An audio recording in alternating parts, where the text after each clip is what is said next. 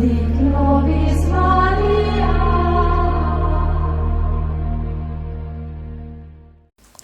Hallelujah. Praise the Lord. Thank you, Jesus. We love you, Jesus. ଆସନ୍ତା ଏକ ଗୀତ ଶୁଣିବା। God is true in my life. God is love, ever true. God is true in my life. God is love, ever true. I will be worshiping with all my heart. I will be worshiping with all my soul. I will be worshiping with all my heart. I will be worshiping with all my soul. God is true in my life. God is love, ever true. God is true in my life. God is love, ever true. ଆସନ୍ତୁ ଆମେ ଶୁଣିବା ସାଧୁ look ଲିଖିତ ସୁସମାଚାର ଅଧ୍ୟାୟ 13 ପଦ 1ରୁ 9 ଯାଏ। Look ଲିଖିତ ସୁସମାଚାର ଅଧ୍ୟାୟ 13 ପଦ 1ରୁ 9 ଯାଏ। ଅନୁତାପ ଅଥବା ବିନାଶ। ସେହି ସମୟରେ ସେଠାରେ ଉପସ୍ଥିତ ଥିବା କେତେକ ଲୋକ ଯୀଶୁଙ୍କୁ ସେହି ଗାଲିଲୀୟମାନଙ୍କ ବିଷୟରେ ଜଣାଇଲେ ଯାହାର ରକ୍ତ ପିଲାତ ସେମାନଙ୍କର ବଳି ସହିତ ମିଶାଇ ଦେଇଥିଲେ। ଯୀଶୁ ସେମାନଙ୍କୁ କହିଲେ, ତୁମାନେ କ'ଣ ଭାବୁଛ?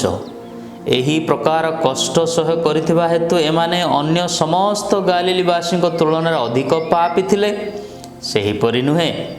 ମୁଁ ସତ୍ୟ କହୁଅଛି, ଅନୁତାପ ନ କଲେ ତୁମେମାନେ ମଧ୍ୟ ସେମାନଙ୍କ ପରି ବିନଷ୍ଟ ହେବ। ପୁଣି ସେ 18 ଜଣ ଲୋକ ଯାହାର ଉପରେ ସିଲୋଆମର ଦୁର୍ଗ ଭୁଷୁଡ଼ି ପଡ଼ିବାରୁ ନିହତ ହୋଇଥିଲେ, ତୁମମାନଙ୍କ ବିଚାରରେ ସେମାନେ କି ଅନ୍ୟ ଜେରୁସାଲେମ ବାସୀଙ୍କ ଅପେକ୍ଷା ଅଧିକ ଦୁଷ୍ଟ ଥିଲେ?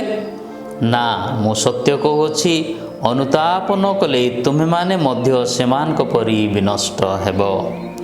ତତ୍ପରେ ଯୀଶୁ ଏହି ଦୃଷ୍ଟାନ୍ତ ଦେଇ କହିଲେ, ଜଣେ ଲୋକ ନିଜ ଦ୍ରାକ୍ଷା କ୍ଷେତରେ ଗୋଟିଏ ଡିମ୍ବିରି ଗଛ ରୋପଣ କରିଥିଲେ। ସେ ସେଥିରେ ଫଳ ଖୋଜିବାକୁ ଆସିଲା, କିନ୍ତୁ କିଛି ଫଳ ପାଇଲା ନାହିଁ। ତେଣୁ ସେ ମାଲିକଙ୍କୁ କହିଲା, ଦେଖ, 3 ବର୍ଷ ହେଲା ମୁଁ ଆସି ଏହି ଡିମ୍ବିରି ଗଛର ଫଳ ଖୋଜୁଅଛି, କିନ୍ତୁ କିଛି ପାଉନାହିଁ। ଏହାକୁ କାଟି ପକାଅ। ଏହା କାହିଁକି ଅକାରଣରେ ଜାଗା ମାଡ଼ି ବସିଅଛି? ସେ ଉତ୍ତର ଦେଲା, ମହାଶୟ, ଆଉ ଗୋଟିଏ ବର୍ଷ ଏହାକୁ ଛାଡ଼ି ଦିଅନ୍ତୁ। ମୁଁ ଏହାର ଚାରିପାଖ ଖୋଳି ଏଥିରେ ଖତ ଦେବି। ଯଦି ଏହା ଫଳ ଧରେ ତେବେ ଉତ୍ତମ, ତା ନହେଲେ ଏହାକୁ କାଟିଦେବେ। ଅତି ସୁନ୍ଦର ବାକ୍ୟ ପ୍ରିୟର ଭାଇ ଭଉଣୀମାନେ, ଯାହାକି ଆମ ସମସ୍ତଙ୍କ ପାଇଁ ପ୍ରଯୁଜ୍ୟ ଅଟେ। ଯେ କେତେ ଜଣ ଆମେମାନେ we give extra time ଆମମାନଙ୍କ ଜୀବନରେ, ଯାହାରି ଫଳରେ କି ଆମେମାନେ ଏହି 3 ବର୍ଷ ବା 30 ବର୍ଷ, 60 ବର୍ଷ, 70 ବର୍ଷ, 80 ବର୍ଷ ବଞ୍ଚିଲେ ସୁଦ୍ଧା ଯଦି ଫଳ ଧରୁନାହୁଁ, ପ୍ରିୟର ଭାଇ ଭଉଣୀମାନେ, ଆମେମାନେ ଏକ ତ ପରଫର୍ମ ଅର୍ ପେରିସ୍। ତେଣୁକରି ଏକ୍ସଟ୍ରା ଟାଇମ୍, ରିପେଣ୍ଟ, ମନ ପରିବର୍ତ୍ତନ କର, change your attitude, change your life, ନହେଲେ ପ୍ରିୟର ଭାଇ ଭଉଣୀମାନେ ବିନାଶ ସୁନିଶ୍ଚିତ। ତେଣୁକରି ଆଜିର ଏହି ସନ୍ଦେଶରେ ଆମେମାନେ ଶୁଣିବା ଯେ ଈଶ୍ୱର ଆମମାନଙ୍କୁ ସମସ୍ତଙ୍କୁ ସମୟ ସୁଯୋଗ ଦେଇଛନ୍ତି।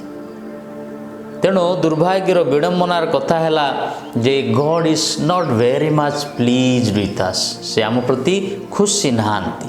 ତେଣୁକରି ଅନେକ ପ୍ରବକ୍ତାମାନଙ୍କୁ ଆମର ପିତା ଏବ୍ରାହାମ, ମୋଶା, ଯାକବ ଏ ସମସ୍ତଙ୍କୁ ପଠାଇଛନ୍ତି, ଯାଜକମାନଙ୍କୁ ପଠାଇଛନ୍ତି, ପ୍ରଚାରକମାନଙ୍କୁ ପଠାଇଛନ୍ତି, ପାଷ୍ଟରମାନଙ୍କୁ ପଠାଇଛନ୍ତି, ଯାହାରି ଫଳରେ କି ସେ ଗଛ ଅଧିକ ଫଳ ଉତ୍ପନ୍ନ କରିବାକୁ ଅଛି। ଦୁର୍ଭାଗ୍ୟର ବିଷୟ ହେଲା ପ୍ରିୟର ଭାଇ ଭଉଣୀମାନେ, ଆମର ଯାଜକମାନେ ହେଉ, ସେବା ଭଗ୍ନୀମାନେ ହେଉ ବା ପାଷ୍ଟରମାନେ ହେଉ ବା ଧାର୍ମିକ ଲୋକମାନେ ହେଉ, ଆମେ ଆମର ଚତୁଃପାର୍ଶ୍ୱ ଭଲ ପାଚେରୀ ଦେଇଅଛୁ। ବଢ଼ିଆ ସୁନ୍ଦର ଅତି ଉତ୍କୃଷ୍ଟ ବଡ଼ ବଡ଼ ଗିର୍ଜାମାନ ସୃଷ୍ଟି କରିଅଛୁ। ପାଚେରୀ ଦେଲେ କ'ଣ ହେଲା? ଗିର୍ଜା ସୁନ୍ଦର ହେଲେ କ'ଣ ହେଲା? ପ୍ରିୟର ଭାଇ ଭଉଣୀମାନେ, ଯଦି ଆମେମାନେ ସେହି ବୃକ୍ଷ ହିସାବରେ ଭଲ ଫଳ ଦେଉ ନାହୁଁ। ତେଣୁକରି ଆଜି ପ୍ରଥମ ସୋପାନରେ ପ୍ରଥମ ଭାଗରେ ଦୁଇଟା ଭାଗରେ ବିଭକ୍ତ କରାଯାଇଛି। ବେଳେବେଳେ ଦୁର୍ଦ୍ଦଶା ବା ଦୁର୍ଘଟଣା ଆସିଥାଏ, ଆମେମାନେ କହିଥାଉ, ହଠାତ୍ ଆମେମାନେ ଯାଞ୍ଚ କରିଥାଉ ତାର ପାପ ଯୋଗୁଁ, ତାର କଳୁଷ ଯୋଗୁଁ ସେ ଏ ପ୍ରକାର ଭୋଗିଛି। ତାର ଅର୍ଥ ଆମେ ପୁଣ୍ୟ ନାହିଁ, ଆମେ ପବିତ୍ର ନାହିଁ, ଆମେ ମଧ୍ୟ ସେହି ସମାନ ଗତିରେ ଜୀବନଯାପନ କରୁଛୁ। ତେଣୁକରି ଆମର ଈଶ୍ୱର ମଶାଙ୍କୁ କହନ୍ତି, ଯାତ୍ରା ପୁସ୍ତକ 32 ଅଧ୍ୟାୟ 9ରୁ 10, 11, 14 ଆପଣମାନେ ପଢ଼ିଲେ ଜାଣିବେ ଯେ କ'ଣ କହୁଛନ୍ତି। ଷ୍ଟିଫ୍ ନେକ୍ ପିପୁଲ୍, ଅର୍ଥ ପ୍ରଭୁ ମଶାଙ୍କୁ କହିଲେ, ମୁଁ ଏହି ଲୋକମାନଙ୍କୁ ଭଲ ରୂପେ ଲକ୍ଷ୍ୟ କରିଛି, ଏମାନେ ଅତ୍ୟନ୍ତ ଶକ୍ତ ଗ୍ରୀବ ଅବାଧ୍ୟ। ଷ୍ଟିଫ୍ ନେକ୍, ଏତେ ପରିମାଣରେ ଷ୍ଟିଫ୍ ନେକ୍, ଶକ୍ତ ଗ୍ରୀବ, ଶକ୍ତ, ଏମାନେ ହେଉଛନ୍ତି ଶକ୍ତ ଗ୍ରୀବ ଅବାଧ୍ୟ। ଏବେ ମୋତେ ଛାଡ଼ିଦିଅ, ଈଶ୍ୱର କହନ୍ତି, ଏମାନଙ୍କର ବିରୁଦ୍ଧରେ ମୋର କ୍ରୋଧ ପ୍ରଜ୍ୱଳିତ ହୋଇ ଏମାନଙ୍କୁ ସଂହାର କରୁ, କିନ୍ତୁ ତୁମଠାରୁ ଏକ ମହାନ ଜାତି ଉତ୍ପନ୍ନ କରିବୁ। এটা ହେଉଛି ଯାତ୍ରା ପୁସ୍ତକରେ ଈଶ୍ୱର ମଶା ଆମ ସମସ୍ତ ସେହି ମିଶ୍ର ବା ପ୍ରତିଜ୍ଞା ଦେଶକୁ ନେବା ବେଳେ ସେହି ଲୋକମାନଙ୍କର ଯେଉଁ ବିଡ଼ମ୍ବନା, ତାଙ୍କର ତାଣ୍ଡବ ଲୀଳା ବା ଶକ୍ତ ଗ୍ରୀବ ଷ୍ଟିଫ୍ ନେକ୍ ପିପୁଲ୍, ଈଶ୍ୱର ଏକ ଭୟଙ୍କର ବାକ୍ୟ ଦ୍ୱାରା ଆମମାନଙ୍କୁ ତାଗିଦ କରୁଛନ୍ତି। ତେଣୁ ପ୍ରିୟର ଭାଇ ଭଉଣୀମାନେ, ଆଜିର ଏହି ଡିମ୍ବରି ଗଛ ଦ୍ୱିତୀୟ ସୋପାନରେ ଆମେ ଦେଖୁଅଛୁ ଯେ କ'ଣ ସେ ମାଲିକ ହେଉଛନ୍ତି ସ୍ୱୟଂ ଈଶ୍ୱର, ଏବଂ ଆମେମାନେ ଜଗୁଆଳୀମାନେ, ଯାଜକ ବା ସେବାୟିନୀ ବା ବିଶପ ବା ପାଷ୍ଟର ବା କାଟିକିଷ୍ଟ, ଜଗୁଆଳୀମାନେ, ଆମମାନଙ୍କର କାର୍ଯ୍ୟ ହେଲା ସାର ଦେବା, ଖତ ଦେବା, ପାଣି ଦେବା, ଆଉ ଯତ୍ନ କରିବା। ଆଉ ଗଛମାନେ ପ୍ରତ୍ୟେକ ବିଶ୍ୱାସୀମାନେ। ତେଣୁକରି ଗଛର ମୂଳ ଧର୍ମ ହେଲା ଫଳ ଉତ୍ପନ୍ନ କରିବା। ଯଦି ଗଛ ହୋଇକି ଫଳ ଉତ୍ପନ୍ନ କରୁନାହିଁ, ତାର ଅର୍ଥ ତାର ଚେରରେ କୌଣସି ଅସୁବିଧା, ତାର ଚତୁଃପାର୍ଶ୍ୱରେ ଅସୁବିଧା। ଷ୍ଟିଫ୍ ନେକ୍ ଅର୍ଥାତ୍ ଅବାଧ୍ୟ, ଶକ୍ତ ଗ୍ରୀବ ଅବାଧ୍ୟ ଜୀବନଯାପନ କରୁଅଛୁ। ତେଣୁକରି ହଜାର ହଜାର ସର୍ମନ୍, ହଜାର ହଜାର ବାକ୍ୟ, ଈଶ୍ୱରଙ୍କର ବାକ୍ୟ ଶୁଣିଅଛୁ, ଜାଣିଅଛୁ, ହେଲେ ସୁଦ୍ଧା ପ୍ରିୟର ଭାଇ ଭଉଣୀମାନେ, ଆମେମାନେ ମନ ପରିବର୍ତ୍ତନ କରି ତଦନୁସାରେ ଜୀବନଯାପନ କରୁନାହୁଁ। ସେଇଟା ହେଉଛି ଦୁର୍ଭାଗ୍ୟ ତଥା ବିଡ଼ମ୍ବନାର କାରଣ। ତେଣୁକରି ଆମେ ସମସ୍ତେ ଜାଣିଅଛୁ, ଖ୍ରୀଷ୍ଟ ଧର୍ମ, ଖ୍ରୀଷ୍ଟଙ୍କୁ ଗ୍ରହଣ କରିବା ଅର୍ଥ ହେଉଛି ପ୍ରିୟର ଭାଇ ଭଉଣୀମାନେ, ଆମମାନଙ୍କର ଜୀବନକୁ ଉତ୍କୃଷ୍ଟ ଭାବରେ, ପବିତ୍ର ଭାବରେ ଆଗକୁ ନେବାକୁ ଅଛି। ଯଦି ଖ୍ରୀଷ୍ଟିଆନ ହେଉଛୁ, ଖ୍ରୀଷ୍ଟିଆନ ଅର୍ଥ ଡିସିପ୍ଲିନ୍ ଲାଇଫ୍।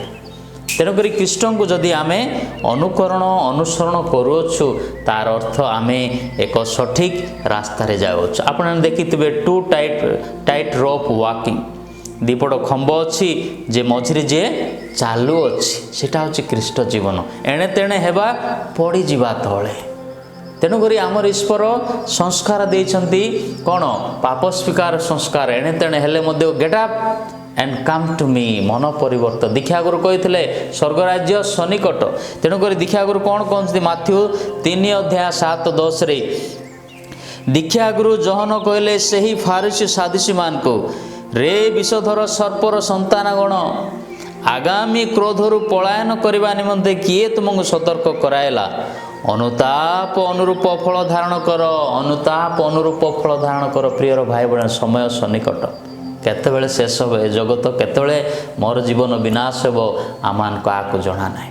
ତେଣୁକରି ଅଧିକାଂଶ ମୋର ବନ୍ଧୁମାନେ ହେଉ, ମୋର ସାଙ୍ଗମାନେ ହେଉ, ବା ପାରିଶ ଲୋକମାନେ ହେଉ, ଦେଖିଅଛୁ ପ୍ରିୟର ଭାଇମାନେ, କିପରି ଅନେକ ପ୍ରକାର କ'ଣ ଯେ ଆଡ଼ିକ୍ସନ୍, ଅନେକ ପ୍ରକାର କୁକର୍ମ ତାଙ୍କର ଜୀବନକୁ ନିପାତ କରୁଅଛି। ତେଣୁକରି ଦୁର୍ଭାଗ୍ୟର ବିଷୟ, କାହିଁକି ଆମେ ଏଡ଼େ ବଡ଼ ମହାନ ଈଶ୍ୱରକୁ ଜାଣିଛୁ, ଚିହ୍ନିଛୁ, ହେଲେ ସୁଦ୍ଧା ଆମର ଷ୍ଟିଫ୍ ନେକ୍, ଶକ୍ତ ଗ୍ରୀବ ଚିନ୍ତାଧାରାକୁ ଆମେମାନେ ପରିବର୍ତ୍ତନ କରୁନାହୁଁ। ସେଇଟା ହେଉଛି। ତେଣୁକରି ଦୀକ୍ଷାଗୁରୁ କ'ଣ କହନ୍ତି? ତୁମେମାନେ ଗର୍ବ କର ନାହିଁ ଯେ ଆବ୍ରାହମ ଆମମାନଙ୍କର ପିତା କହି ଗର୍ବ କର ନାହିଁ। ମୁଁ ଯାଜକ ପରିବାରରୁ ବା ମୁଁ ବିଶପ ପରିବାରରୁ, କାର୍ଡ଼ିନାଲ ପରିବାରରୁ, ମା ଖ୍ରୀଷ୍ଟ ଧର୍ମ କରି 1000 ବା କେତେ ବର୍ଷ ହେବ, that is not the criteria. तमे इंडिविजुअली बा मु इंडिविजुअली केते फल उत्पन्न करूअछि what the fruits I am bearing तेणुक गछ को केमती चिन्ह जाए फल द्वारा तेणुक what goodness what I am producing as individual जदि नाही प्रियर भाई भाई मैंने ये बाइबल रे लिखाई 3 वर्ष समय देले मालिक कहला मालिक नाई जे जगुआले कहला आज्ञा टिके समय दिंतु 3 वर्ष तेणु साधु जॉन आमान को शिक्षा दियंती जे अब्राहम आममानकर पिता कही गर्व कर नाही कारण मु तुमको कहूँ जे ईश्वर यही पत्थर गुड़ी को मध्य अब्राहम को लगी संतान उत्पन्न करने समर्थ मुख्य विषय शुणु गछ मूल मध्य कुराड़ी लगी अच्छी तेणु जो गछ भल फल दिए नाही ताकू कटा जाई निआरे फिंगी दिज्व तेणुक आम समस्त गछ हेले आमर मूल कौन लगी कुराड़ी लगी अच्छी डेथ इज हैंगिंग मृत्यु संहार करुच्ची प्रियर भाई भाई माने कहीं आमने पाप कलंक दुर्दशार रही एक उत्कृष्ट प्रफुल्लित जीवन यापन करूना तेणुक से कुराड़ी लगे ना मृत्यु हांगिंग हेब ना जिते आमने ख्रीष्ट जी कि मृत्यु को ध्वंस कले मृत्यु को विनाश कले पुनर्जीवन देले यदि सहित संश्लिष्ट होगा संश्लिष्ट होगा शक्तिवंत होगा प्रियर भाई भाई माने ना मृत्यु ना डर ना भूमिकंप किछि आमानकु भ्रूक्षेप करिब नाही तेबे आसंतु यही अवसर रे let us give extra time to perform or to perish यदि आम उत्तम विनियोग उत्तम जीवन यापन करुछु नियम सब करियछु निश्चित भाव रे प्रियर भाई भाई माने आम माने उत्तम फल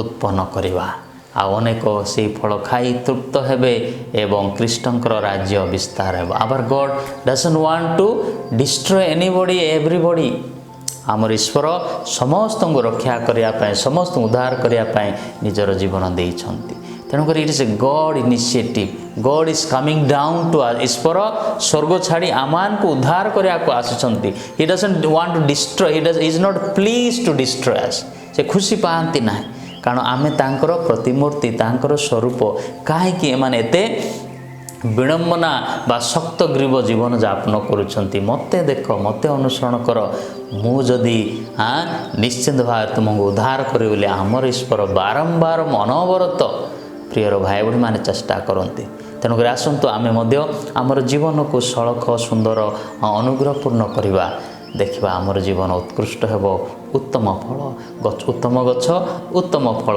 आम मैंने उत्पन्न करवा ईश्वर आम समस्त को आशीर्वाद करंतु सर्वशक्तिमान परमेश्वर पिता पुत्र एवं पवित्र आत्मा आम समस्त को आशीर्वाद करंतु जय जीशु।